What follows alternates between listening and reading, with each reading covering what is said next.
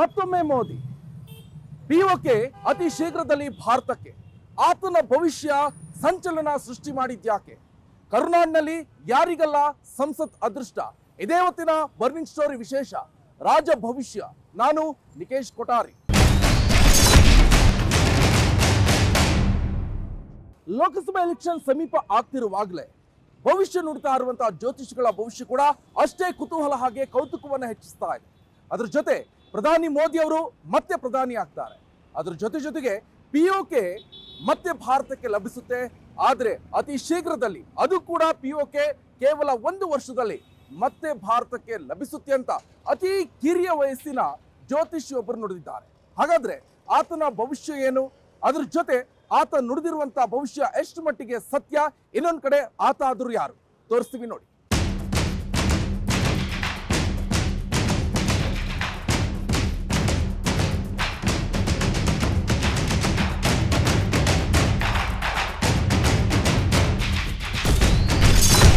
ಮೋದಿ ಮತ್ತೆ ಪ್ರಧಾನಿ ಆಗ್ತಾರಾ? ಅದನ್ನ ತಪ್ಪಿಸೋಕೆ ಯಾರಿಂದಲೂ ಅಸಾಧ್ಯ. ಸಂಚಲನ ಸೃಷ್ಟಿಸಿದ ಆತನ ಭವಿಷ್ಯವಾಣಿ. ಕೇಸರಿ ಕಲಿ, ಬಿಜೆಪಿಯ ಮತ ಮೋಡಿಗಾರ ಮೋದಿ ಮತ್ತೆ ಪ್ರಧಾನಿ ಆಗ್ತಾರಾ? ಕೇಂದ್ರದಲ್ಲಿ 3ನೇ ಬಾರಿಗೂ ಅರಳೋದು ಕಮಲನೀನ. ಕೈಕತೆ ಏನಾಗುತ್ತೆ? ಉಳಿದ ಪ್ರಾದೇಶಿಕ ಪಕ್ಷಗಳ ಸ್ಥಿತಿಗತಿ ಏನು? ಈ ಎಲ್ಲ ಪ್ರಶ್ನೆಗಳ ಕುರಿತು ನಿತ್ಯ ಒಂದಿಲ್ಲೊಂದು ಅಭಿಪ್ರಾಯಗಳು ಬರ್ತಲೇ ಇವೆ. ಹಲವು ರೀತಿಯಲ್ಲಿ ಈ ಬಾರಿಯ ಎಲೆಕ್ಷನ್ ಕುರಿತು ವ್ಯಾಖ್ಯಾನಿಸುತ್ತಿದ್ದಾರೆ.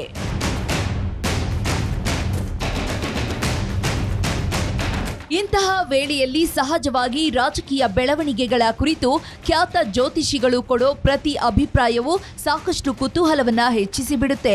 ಹೀಗಿರುವಾಗಲೇ ಆ ಕಿರಿಯ ಜ್ಯೋತಿಷಿಯೊಬ್ಬರು ಹೇಳಿರೋ ಭವಿಷ್ಯವಾಣಿ ಈಗ ಸಾಕಷ್ಟು ಸದ್ದು ಮಾಡಲಾರಂಭಿಸಿದೆ. ಅದಕ್ಕೆ ಕಾರಣ ಈ ಬಾರಿಯ ಲೋಕಸಭಾ ಚುನಾವಣೆಯಲ್ಲಿ ಮೋದಿ ಪಡೆ ಮತ್ತೆ ಗೆದ್ದು ಕೇಂದ್ರದಲ್ಲಿ ಅಧಿಕಾರವನ್ನ ಹಿಡಿಯಲಿದೆ ಎಂಬ ಸಂಗತಿ.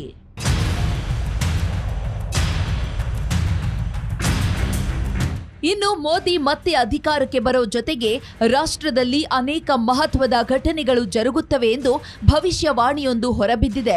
ಅದಂದ್ರೆ ಮೋದಿ ಕೇಂದ್ರದಲ್ಲಿ 3ನೇ ಅವಧಿಗೆ ಅಧಿಕಾರಕ್ಕೆ ಬರುತ್ತಲೇ ಪಾಕಿಸ್ತಾನ ಆಕ್ರಮಿಸಿರೋ ಕಾಶ್ಮೀರದ ಹಣೆಬರಹವೇ ಬದಲಾಗಲಿದೆ ಎಂಬುದು. ಹೌದು, ಇಲ್ಲಿ ಇಂತಹ ಭವಿಷ್ಯವಾಣಿ ಮಹತ್ವ ಪಡೆಯೋಕ್ಕೂ ಕಾರಣವಿದೆ.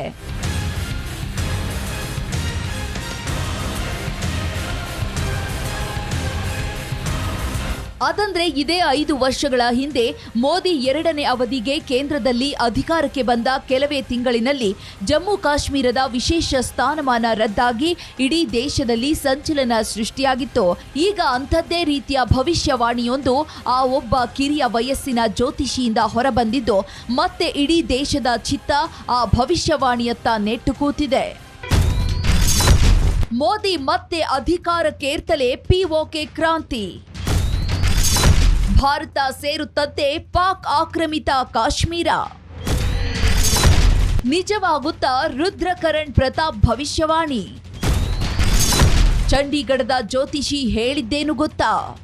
ಮೋದಿ ಮತ್ತೆ ಕೇಂದ್ರದಲ್ಲಿ ಅಧಿಕಾರಕ್ಕೇರುತ್ತಾರೆ. ಜೊತೆಗೆ ಪಾಕ್ ಆಕ್ರಮಿತ ಕಾಶ್ಮೀರದಲ್ಲಿ ಅಕ್ಷರಶಃ ಕ್ರಾಂತಿಯೇ ನಡೆಯುತ್ತೆ. ಹೀಗಂತ ಅಚ್ಚರಿದಾಯಕ ಭವಿಷ್ಯವಾಣಿಯನ್ನ ನುಡಿದಿರೋದು ಚಂಡೀಗಢದ ಜ್ಯೋತಿಷಿ ರುದ್ರಕರಣ್ ಪ್ರತಾಪ್. ಹೌದು, ಮೋದಿ ಬಗ್ಗೆ ಅಷ್ಟೇ ಅಲ್ಲ, ಪಿಒಕೆ ವಿಲೀನದ ಬಗ್ಗೆಯೂ ರುದ್ರಕರಣ್ ಪ್ರತಾಪ್ ಸೂಚನೆಯನ್ನ ನೀಡಿದ್ದಾರೆ. ಜ್ಯೋತಿಷ್ಯ ಶಾಸ್ತ್ರದ ಪ್ರಕಾರ ಪ್ರಧಾನಿ ಮೋದಿ ಅವರಿಗೆ ಸದ್ಯ ಮಂಗಳ ಮಹಾದಶೆ ನಡೆಯುತ್ತಿದೆ. ಈ ಅವಧಿಯಲ್ಲಿ ಜಮೀನಿಗೆ ಸಂಬಂಧಿಸಿದ ವಿಷಯಗಳು ಮಹತ್ವವನ್ನ ಪಡೆಯುತ್ತವೆ ಅಂತ ಊಹಿಸಲಾಗಿದೆ.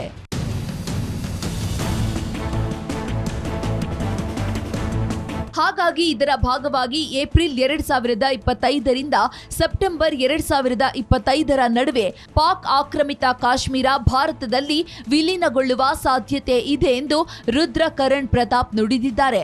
ಇನ್ನು 2023ರ ಜನವರಿಯಲ್ಲಿ ರುದ್ರಕರಣ್ ಪ್ರತಾಪ್ ಅವರು ಪ್ರಧಾನಿಯವರ 3ನೇ ಅವಧಿಯ ಆರಂಭ ಈಗಾಗಲೇ ಆಗಿದೆ. ವಿಪಕ್ಷಗಳು 2029ಕ್ಕೆ ತಯಾರಿಯನ್ನ ಮಾಡಿಕೊಳ್ಳುವುದು ಒಳಿತು ಎಂದು ಭವಿಷ್ಯವನ್ನ ನುಡಿಯುವ ಮೂಲಕ 2024ರಲ್ಲೂ ಮೋದಿಯೇ ಗೆಲ್ಲುವುದು ಎಂದು ನೇರವಾಗಿಯೇ ತಿಳಿಸಿದ್ದಾರೆ.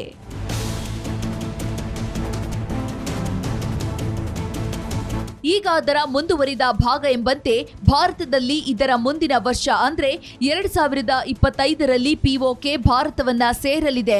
ಮುಂಬರೋ ವರ್ಷ ಭಾರತೀಯರ ಪಾಲಿಗೆ ಮೋದಿ ಸರ್ಕಾರ ಹೊಸ ಗಿಫ್ಟ್ ಕೊಡಲಿದೆ ಎಂದಿದ್ದಾರೆ.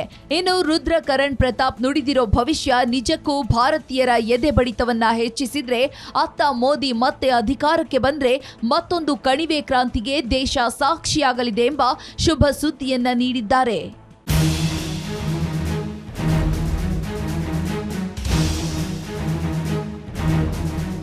ಇಲ್ಲಿ ರುದ್ರ ಕರಣ್ ಪ್ರತಾಪ್ ಭವಿಷ್ಯವಾಣಿ ದೇಶದಲ್ಲಿ ಸಾಕಷ್ಟು ಸಂಚಲನಕ್ಕೆ ಕಾರಣವಾಗೋದೇಕೆ ಎಂಬುದಕ್ಕೂ ಉತ್ತರವಿದೆ.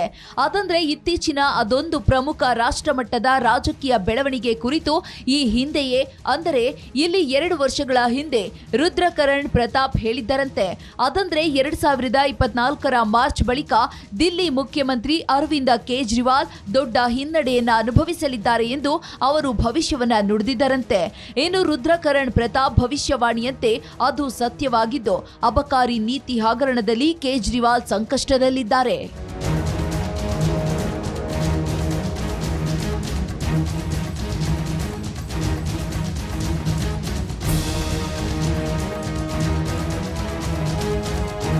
ಇದಿಷ್ಟೇ ಅಲ್ಲ, ಕೇಜ್ರಿವಾಲ್ ಮೇಲೆ ಈ ಎಲ್ಲ ಬೆಳವಣಿಗೆಗಳ ಪರಿಣಾಮದಿಂದ 2025ರಲ್ಲಿ ನಡೆಯಲಿರುವ ದಿಲ್ಲಿ ವಿಧಾನಸಭಾ ಚುನಾವಣೆಯಲ್ಲೂ ಸೋಲಲಿದ್ದು, ಇದೇ ಅವರ ಪತನಕ್ಕೆ ನಾಂದಿಯಾಗಲಿದೆ ಎಂದು 2022ರಲ್ಲಿ ತಿಳಿಸಿದ್ರು ಎಂದು ಹೇಳಲಾಗುತ್ತೆ.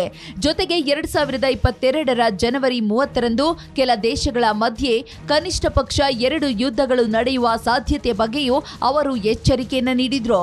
ಆ ಬಳಿಕವೇ ರಷ್ಯಾ ಮತ್ತು ಉಕ್ರೇನ್ ನಡುವೆ ಯುದ್ಧ ನಡೆದವು ಎಂಬುದು ರುದ್ರ ಕರಣ್ ಪ್ರತಾಪ್ ಭವಿಷ್ಯವಾಣಿಯ ಕುರಿತು ಹೇಳುವವರ ಅಭಿಪ್ರಾಯ.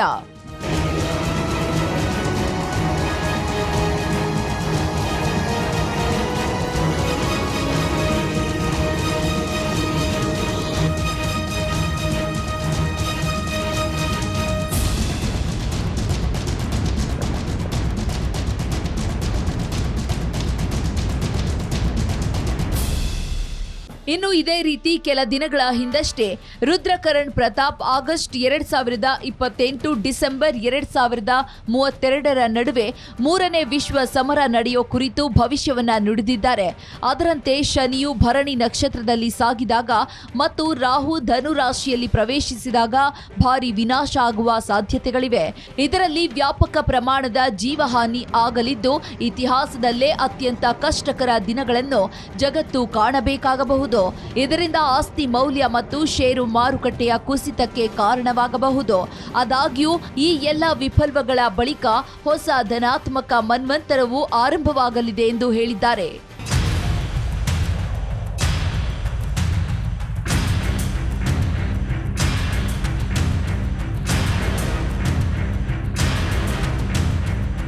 ಈಗ ಮತ್ತೆ ಅಂಥದ್ದೇ ಅಚ್ಚರಿ ಮೂಡಿಸುವಂತ ಭವಿಷ್ಯವಾಣಿಯನ್ನ ರುದ್ರ ಕರಣ್ ಪ್ರತಾಪ್ ನುಡಿದಿದ್ದಾರೆ. ಇಲ್ಲಿ ರುದ್ರ ಕರಣ್ ಪ್ರತಾಪ್ ಪಿಒಕೆ ಕುರಿತು ಹೇಳಿರೋ ಭವಿಷ್ಯವಾಣಿ ಸದ್ಯದ ಬೆಳವಣಿಗೆಗಳಿಗೂ ಹೋಲಿಕೆಯಾದಂತೆ ಕಾಣುತ್ತಿದೆ. ಅದಂದ್ರೆ ಈ ಹಿಂದೆ ಅನೇಕ ಬಾರಿ ಬಿಜೆಪಿ ನಾಯಕರು ಪಿಒಕೆ ಶೀಘ್ರದಲ್ಲೇ ಭಾರತದಲ್ಲಿ ವಿಲೀನವಾಗುತ್ತೆ ಎಂಬ ಘೋಷಣೆಯನ್ನ ಮಾಡಿದ್ರು. ಪ್ರಮುಖವಾಗಿ ಜಮ್ಮು ಕಾಶ್ಮೀರದ ವಿಶೇಷ ಸ್ಥಾನಮಾನ ರದ್ದಾದಾಗ ಈ ಸಂಗತಿ ಮುನ್ನೆಲೆಗೆ ಬಂದಿತ್ತು. ಈಗ ಚಂಡೀಗಢದ ಜ್ಯೋತಿಷಿ ಕೂಡ ಅದೇ ಧಾಟಿಯಲ್ಲಿ ಭವಿಷ್ಯವನ್ನ ನುಡಿದಿರೋದು ಎಲ್ಲರ ನಿರೀಕ್ಷೆಯನ್ನ ಹೆಚ್ಚಿಸಿದೆ.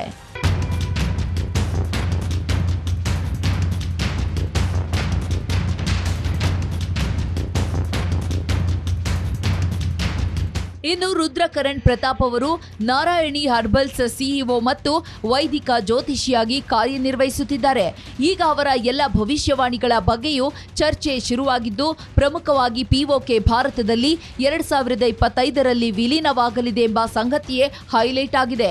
ಇನ್ನು ಇಲ್ಲಿ ಸದ್ಯ ಪಾಕಿಸ್ತಾನದ ಸ್ಥಿತಿಗತಿಯನ್ನ ನೋಡಿದ್ರೆ, ಒಂದು ವೇಳೆ ಭಾರತ ಪಾಕಿಸ್ತಾನದಿಂದ ಪಿಒಕೆ ಮರಳಿ ಪಡೆಯೋ ಪ್ರಯತ್ನಕ್ಕೆ ಕೈ ಹಾಕಿದ್ರೂ ಅದನ್ನ ಪ್ರತಿರೋಧಿಸೋ ಶಕ್ತಿ ಪಾಕ್ನಲ್ಲಿ ಉಳಿದಿಲ್ಲ.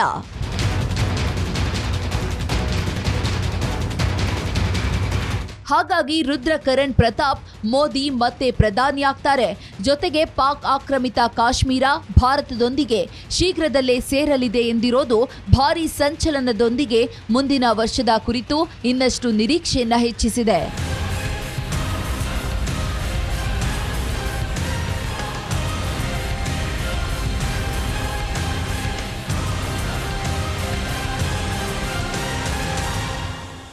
ಚಂಡೀಗಢದ ಜ್ಯೋತಿಷಿ ಹೇಳಿರುವಂತಹ ಮಾತಿದು.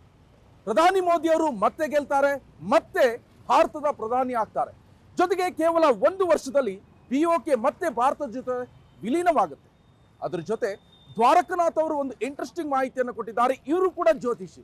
ಇವರು ಹೇಳ್ತಾ ಇರುವಂಥದ್ದು ಕುಮಾರಸ್ವಾಮಿ ಹಾಗೆ ಯದುವೀರ್ ಒಡೆಯರ್ ಅವರು ಭಾರತದ ಅಂತ ಹೇಳಿದ್ರೆ ರಾಷ್ಟ್ರ ಮಟ್ಟದಲ್ಲಿ ಗುರುತಿಸಿಕೊಂಡು ರಾಷ್ಟ್ರ ಮಟ್ಟದಲ್ಲಿ ಸಚಿವರಾಗಿ ಅವ್ರಿಗೆ ಏನ್ ಕೆಲಸ ಮಾಡ್ತಾರೆ, ಅವರಿಗೆ ಒಲಿದಿರುವಂತ ಅದೃಷ್ಟವಾದ್ರು ಏನು. ಚಂಡೀಗಢದ ಅತಿ ಕಿರಿಯ ಜ್ಯೋತಿಷ್ಯ ಪ್ರಕಾರ ಪ್ರಧಾನಿ ನರೇಂದ್ರ ಮೋದಿ ಅವರು ಮತ್ತೆ ಪ್ರಧಾನಿ ಆಗಿದ್ದಾರೆ. ಅದ್ರ ಜೊತೆ POK ಕೂಡ ಭಾರತದ ಜೊತೆ ವಿಲೀನವಾಗುತ್ತೆ, ಅದು ಕೂಡ ಕೇವಲ 1 ವರ್ಷದಲ್ಲಿ ಎನ್ನುವಂತ ಮುಖಾಂತರ ಮತ್ತೊಂದು ಕುತೂಹಲಕ್ಕೆ ಎಡೆ ಮಾಡಿಕೊಟ್ರೆ, ಇತ್ತ ಕರ್ನಾಟಕದ ದ್ವಾರಕನಾಥ್ ಅವರು ಕೂಡ ಜ್ಯೋತಿಷ್ಯವನ್ನ ನುಡಿದಿದ್ದಾರೆ.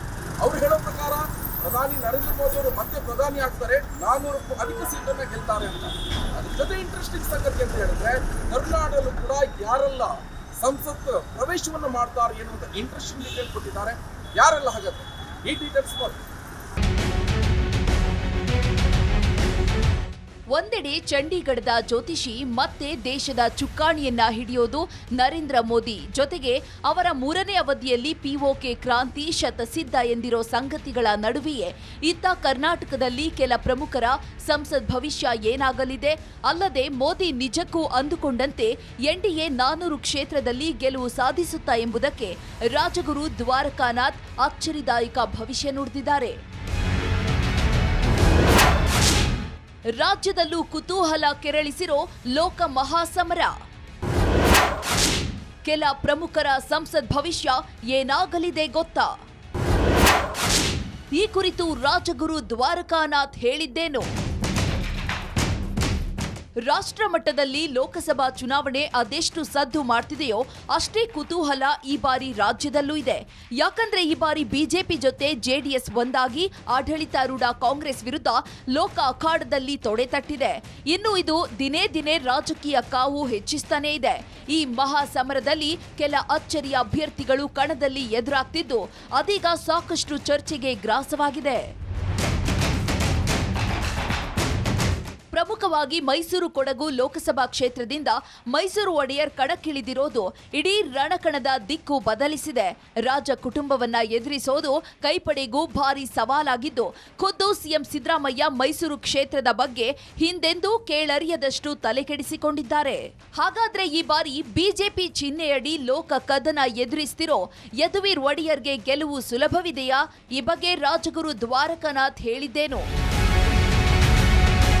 ಅವರು ರಾಷ್ಟ್ರವನ್ನು ಆಳ ಪಕ್ಷದಿಂದ ನಿಂತುಕೊಂಡಿದ್ದಾರೆ. ಅತ್ಯಂತ ಸುಲಭವಾಗಿ ಜಯ ಸಿಗೋದು ಕಷ್ಟ ಆಗುತ್ತೆ ಅಂತ ನಾನು ಹೇಳಬಲ್ಲೆ. ನನಗೆ ತಿಳಿದ ಪ್ರಕಾರದಲ್ಲಿ ಯದುವೀರವರ ಧರ್ಮಪತಿಯವರ ಒಂದು ಯೋಗಾನುಯೋಗಗಳಿಂದ ಅವ್ರಿಗೊಂದು ಗೆಲುವು ಇರಬೇಕೆ ಹೊರತೂ ಗೆಲುವು ಬರಬಹುದು ಅಂತ ಹೇಳೋಕ್ಕೆ ಇಷ್ಟಪಡ್ತೀನಿ. ಆದರೆ ಅತಿ ಪ್ರಯಾಸವಾದ ಗೆಲುವಾಗುತ್ತೆ ಅಂತ ಕೂಡ ನಿಮ್ಗೆ ಹೇಳಬಲ್ಲೆ ನಾನು. ಕೇಳಿದ್ರಲ್ಲ, ರಾಜ್ಯದ ಅಷ್ಟೇ ಏಕೆ ದೇಶದ ರಾಜಕೀಯ ನಾಯಕರ ಮಹಾಗುರುವೆಂದೇ ಖ್ಯಾತರಾದ ರಾಜಗುರು ದ್ವಾರಕಾನಾಥ್ ಹೇಳುವಂತೆ ಈ ಬಾರಿ ಯದುವೀರ್ ಒಡೆಯರ್ಗೆ ಗೆಲುವಿಗೆ ಹೆಚ್ಚಿನ ಅವಕಾಶವಿದ್ರೂ ಪ್ರಯಾಸಕರ ಗೆಲುವು ಸಿಗಬಹುದು ಎಂದಿದ್ದಾರೆ. ಇನ್ನು ಇದೇ ವೇಳೆ ದ್ವಾರಕಾನಾಥ್ ಇಡೀ ದೇಶದ ಗಮನ ಸೆಳೆದ ರಾಜ್ಯದ ಮೋಸ್ಟ್ ಹೈ ವೋಲ್ಟೇಜ್ ರಣಕಣವಾಗಿರುವ ಮಂಡ್ಯ ಹಾಗೂ ಅಲ್ಲಿ ಕಣಕ್ಕಿಳಿದಿರೋ ಮಾಜಿ ಸಿಎಂ HDK ಬಗ್ಗೆಯೂ ಭವಿಷ್ಯವಾಣಿ ನುಡಿದಿದ್ದಾರೆ. ಈ ಬಗ್ಗೆ ರಾಜಗುರು ದ್ವಾರಕಾನಾಥ್ ಹೇಳಿದ್ದೇನು? ರಾಜ್ಯದಲ್ಲಿ ಪ್ರತಿ ಲೋಕಸಭಾ ಸಮರದ ವೇಳೆಯಲ್ಲೂ ಹೈ ವೋಲ್ಟೇಜ್ ರಣಕಣ ಎನಿಸೋ ಮಂಡ್ಯದಲ್ಲಿ ಈ ಬಾರಿ HDK ದೋಸ್ತಿ ಅಭ್ಯರ್ಥಿಯಾಗಿ ಅಖಾಡಕ್ಕಿಳಿದಿದ್ದಾರೆ. ಅಲ್ಲದೆ ಶತಾಯಗತಾಯ ಗೆದ್ದು ಮೋದಿ ಸರ್ಕಾರದಲ್ಲಿ ಮಂತ್ರಿ ಸ್ಥಾನದ ನಿರೀಕ್ಷೆಯಲ್ಲೂ ಇದ್ದಾರೆ. ಅಂದಹಾಗೆ ಮಾಜಿ ಸಿಎಂ HD ಕುಮಾರಸ್ವಾಮಿ ಮಂಡ್ಯದಲ್ಲಿ ಯಾವ ಫಲಿತಾಂಶವನ್ನ ಪಡೀತಾರೆ?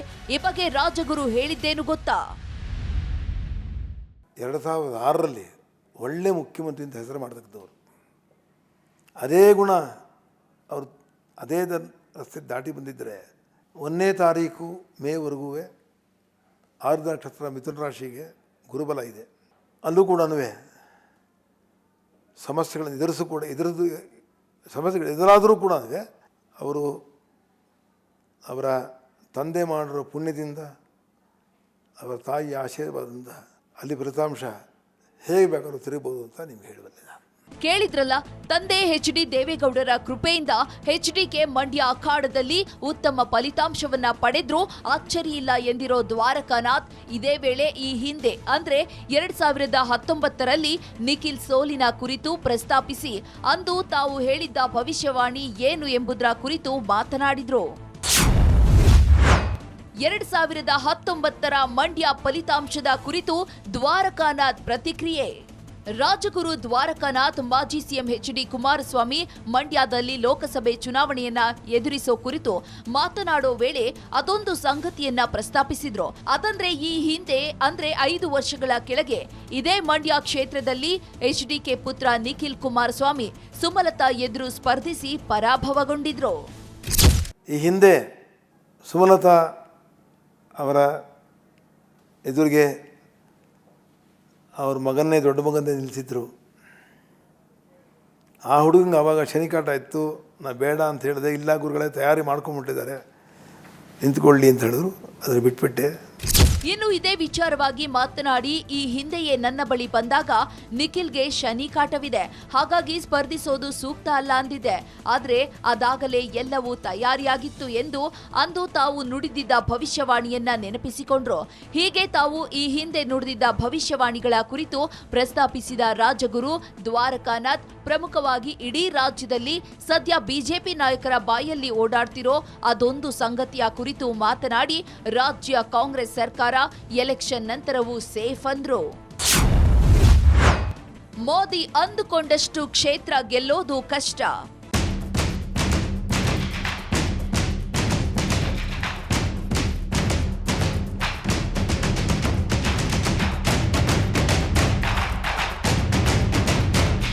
ಇನ್ನು ಸದ್ಯ ರಾಜ್ಯದಲ್ಲಿ ಲೋಕಸಭಾ ಚುನಾವಣೆ ರಂಗೇರಿದೆ ನಿಜ. ಆದ್ರೆ ಇದೇ ವೇಳೆ ಮತ್ತೊಂದು ಸಂಗತಿ ಸಿಕ್ಕಾಪಟ್ಟೆ ಸದ್ದು ಮಾಡ್ತಿದೆ. ಅದಂದ್ರೆ ಬಿಜೆಪಿ ನಾಯಕರು ಪ್ರಚಾರದ ವೇಳೆ ಕೇಂದ್ರದಲ್ಲಿ ಮೋದಿ ಅಧಿಕಾರಕ್ಕೆ ಬರುತ್ತಲೇ ರಾಜ್ಯದಲ್ಲಿ ಸಿದ್ದು ಸರ್ಕಾರ ಕೊನೆಯುಸಿರೆಳೆಯಲಿದೆ ಎಂದು ಮಾತನಾಡ್ತಿದ್ದಾರೆ. ಆ ಮೂಲಕ ಎಲೆಕ್ಷನ್ ನಂತರ ಯಾವ ಸಮಯದಲ್ಲಿ ಬೇಕಾದ್ರೂ ರಾಜ್ಯ ಕೈ ಸರ್ಕಾರ ಬೀಳಬಹುದು ಅಂತ ಹೇಳ್ತಿದ್ದಾರೆ. ಆದ್ರೆ ಈ ಕುರಿತು ಮಾತನಾಡಿದ ದ್ವಾರಕಾನಾಥ್ ಹೇಳಿದ್ದು ಹೀಗೆ. ಕಾಂಗ್ರೆಸ್ ಸರ್ಕಾರ ಬಿದ್ದರೆ ಅವ್ರು ಕೂತ್ಕೊಳ್ಳೋಕ್ಕೂ ಆಗಲ್ಲ, ಯಾರು ಬೀಳೋರು ಹಿಡ್ಕೊಳ್ಳೋಕ್ಕೂ ಆಗಲ್ಲ, ಒಂದು ನ್ಯಾಯ ಅಂತ ಹೇಳ್ತಾ ಯಾವ ಲೆಕ್ಕಾಚಾರದಲ್ಲಿ ಬೀಳುತ್ತೆ ಅಂತ ಹೇಳಿ ಲೆಕ್ಕಾಚಾರ ಹೇಳಿದೆ. ಬೀಳುತ್ತೆ ಅಂತ ಹೇಳ್ತಾರೆ ಅಂದರೆ ನನ್ನ ಆಸೆ, ಯಾರು ನನ್ನ ವಿರೋಧಿಗಳಿದ್ದಾರೋ ಅವ್ರು ಬೀಳಬೇಕು, ನಾನು ಕೂತ್ಕೋಬೇಕು ಅಂತ. ಆಸೆ ದೇವರು ಮುಂದೆ ಫಲಿಸೋದಿಲ್ಲ. ಅವರವರೇ ಪಡ್ಕೊಂಬಂದಿರ್ತಾರೆ.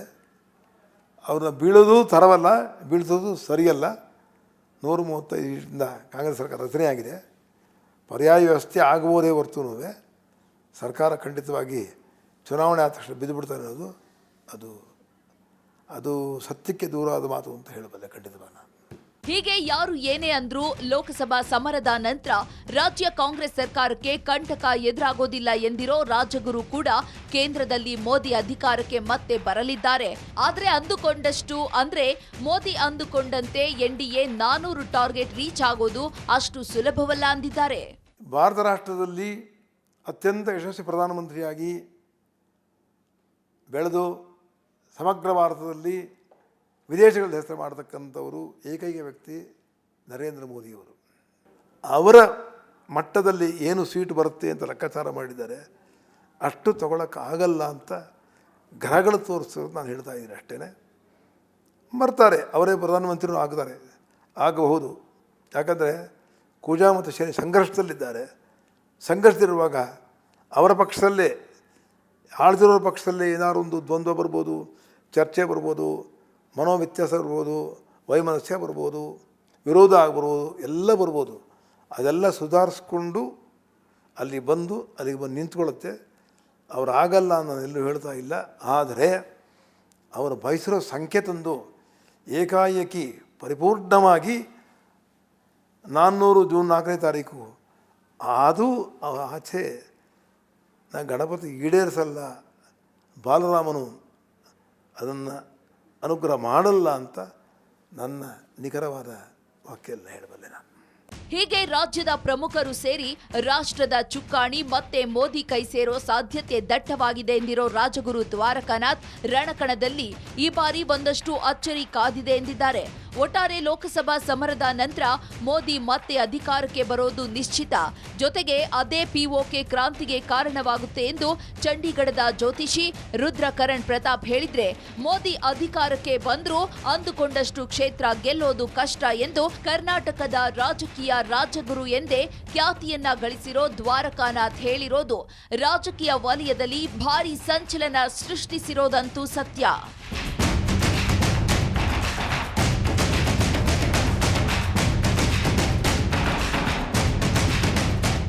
ಚಂಡೀಗಢದ ಜ್ಯೋತಿಷಿ ಭವಿಷ್ಯವನ್ನ ನುಡಿದಿರೋ ಪ್ರಕಾರ ಪ್ರಧಾನಿ ನರೇಂದ್ರ ಮೋದಿ ಅವರು ಪ್ರಧಾನಿ ಆಗ್ತಾರೆ, ಪಿಒಕೆ ಕೂಡ ಭಾರತದ ಜೊತೆ ವಿಲೀನವಾಗುತ್ತೆ ಅಂತ ಹೇಳಿದ್ದಾರೆ. ಅದರ ಜೊತೆ ರಾಜಗುರು ದ್ವಾರಕಾನಾಥ್ ಅವರು ಒಂದು ಭವಿಷ್ಯವನ್ನ ನುಡಿದಿರುವಂಥದ್ದು 400ಕ್ಕೂ ಅಧಿಕ ಸೀಟ್ಗಳನ್ನ ಗೆಲ್ತಾರೆ ಎನ್ನುವಂಥದ್ದು ಬಿಜೆಪಿ ಅಂತ ಭವಿಷ್ಯವನ್ನ ನುಡಿದಿದ್ದಾರೆ. ಹಾಗಾದ್ರೆ ಇವೆಲ್ಲ ವಿಚಾರಗಳು ಕೂಡ ಈಗ ಭವಿಷ್ಯವಾಣಿಗಳು ಭಾರಿ ಚರ್ಚೆ ಹಾಗೆ ಕುತೂಹಲಕ್ಕೆ ನಾಂದಿ ಹಾಡಿರುವಂಥದ್ದು. ಇದೇ ಇವತ್ತಿನ ಬರ್ನಿಂಗ್ ಸ್ಟೋರಿ ವಿಶೇಷ. ನೀವು ನೋಡ್ತಾ ಇರಿ ರಿಪಬ್ಲಿಕ್ ಕನ್ನಡ, ಇದು ನಿಮ್ಮ ಧ್ವನಿ.